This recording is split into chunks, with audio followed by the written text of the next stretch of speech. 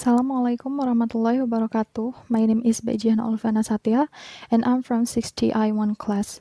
So in today's video, I will be interpreting Obama's speech in United Nations.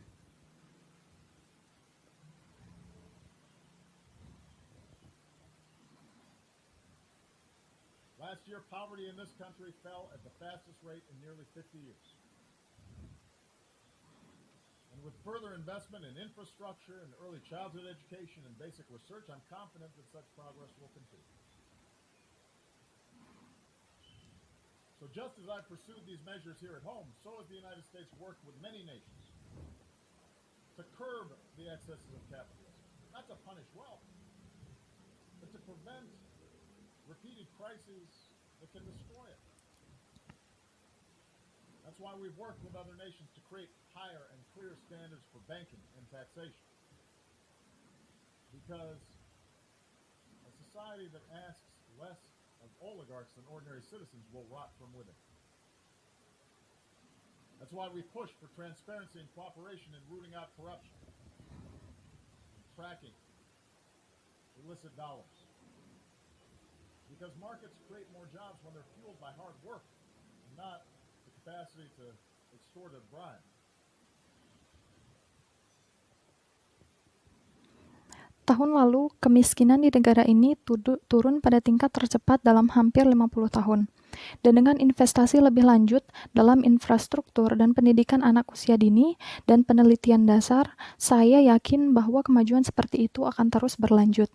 Jadi, sama seperti langkah-langkah yang telah saya lakukan di negeri saya, begitu pula Amerika Serikat bekerja dengan banyak negara untuk mengekang adanya kapitalisme.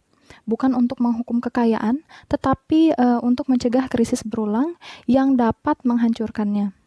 Itulah mengapa kami bekerja sama dengan negara-negara lain untuk menciptakan standar perbankan dan perpajakan yang lebih tinggi dan lebih jelas. Karena masyarakat meminta lebih sedikit orang yang berkuasa daripada warga biasa akan membusuk dari dalam. Itulah mengapa kami mendorong ketransparanan dan kerjasama dalam memberantas korupsi dan melacak dolar ilegal. Karena pasar menciptakan lebih banyak pekerja ketika didorong oleh kerja keras dan bukan suap-menyuap.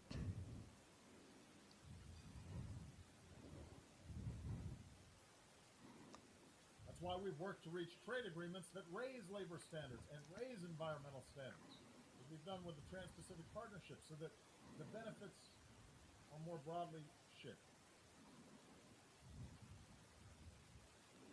And just as we benefit by combating inequality within our countries, I believe advanced economies still need to do more to close the gap between rich and poor nations around the globe. This is difficult politically. It's difficult to spend on foreign assistance. But I do not believe this is charity. For the small fraction of what we spent at war in Iraq, we could support institutions so that fragile states don't collapse in the first place, and invest in emerging economies that become markets for our goods. It's not just the right thing to do, it's the smart thing to do. And that's why we need to follow through on our efforts to combat climate change.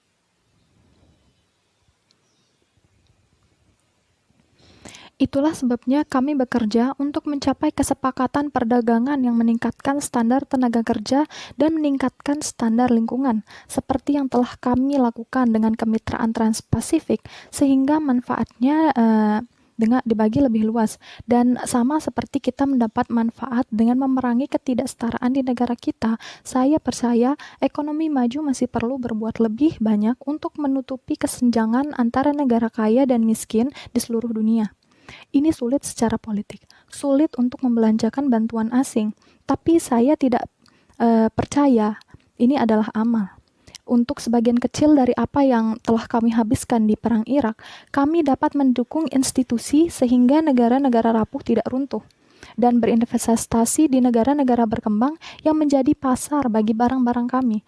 Ini bukan hanya hal yang benar untuk dilakukan, tapi ini adalah hal yang cerdas untuk dilakukan, dan itulah mengapa kita perlu untuk menindaklanjuti upaya kita untuk memerangi perubahan iklim.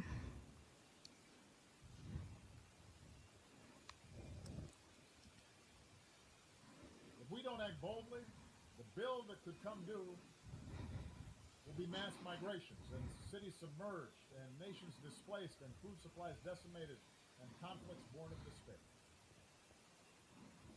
The Paris Agreement gives us a framework to act, but only if we scale up our ambition, and there must be a sense of urgency about bringing the agreement into force and helping poorer countries leapfrog destructive forms of energy.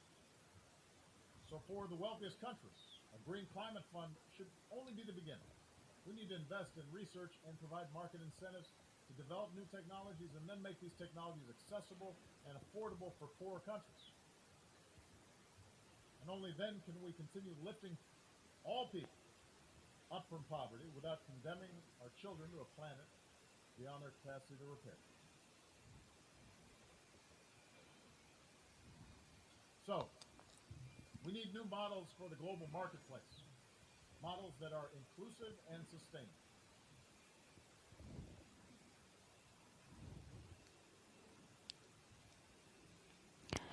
Jika kita tidak bertindak dengan berani, yang dapat terjadi adalah migrasi massal dan persediaan makanan menjadi semakin menipis, serta konflik yang lahir dari keputusasaan. Jadi perjanjian Paris memberi kita kerangka kerja untuk bertindak, tetapi hanya jika kita meningkatkan ambisi kita. Dan harus ada rasa urgensi untuk mewujudkan perjanjian tersebut dan membantu negara-negara miskin untuk melewati bentuk energi yang merusak. Jadi untuk negara-negara terkaya, dana iklim hijau atau Green Climate Fund harusnya permulaan. Kita perlu berinvestasi dalam penelitian, dalam penelitian dan memberikan insentif pasar untuk mengembangkan teknologi baru dan kemudian membuat teknologi ini dapat diakses dan terjangkau oleh negara-negara miskin. Dan hanya dengan begitu kita dapat terus mengangkat semua orang dari kemiskinan tanpa membebani anak-anak kita dengan masalah di luar kemampuan mereka untuk mengatasinya. Dan dengan cara yang sama, kita membutuhkan model pemerintahan yang inklusif dan bertanggung jawab kepada rakyat biasa.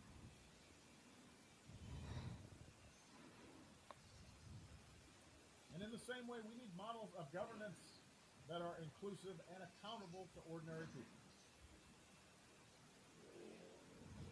I recognize not every country in this hall is going to follow the same model of government. I do not think that America can or should impose our system of government on other countries.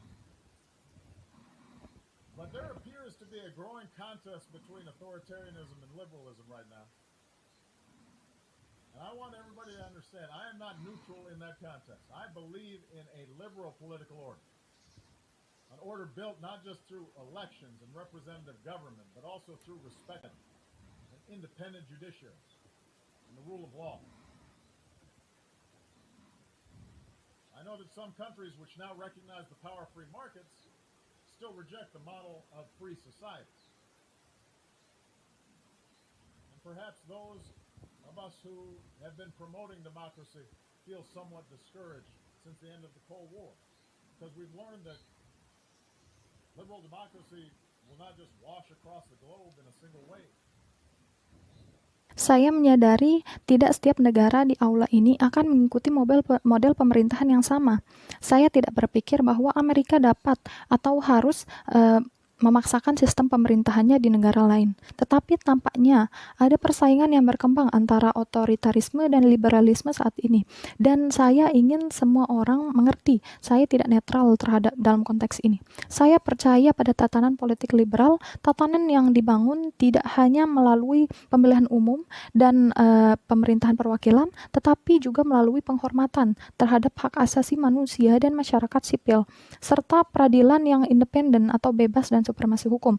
Dan saya tahu bahwa beberapa negara yang sekarang telah mengakui kekuatan pasar yang bebas, sekarang masih tetap menolak model masyarakat yang bebas. Dan mungkin kita yang telah mempromosikan demokrasi merasa agak putus asa sejak berakhirnya Perang Dingin. Karena kita telah belajar bahwa demokrasi liberal tidak akan menyapu seluruh dunia dalam satu gelombang. Maybe that's all for me. Wassalamualaikum warahmatullahi wabarakatuh.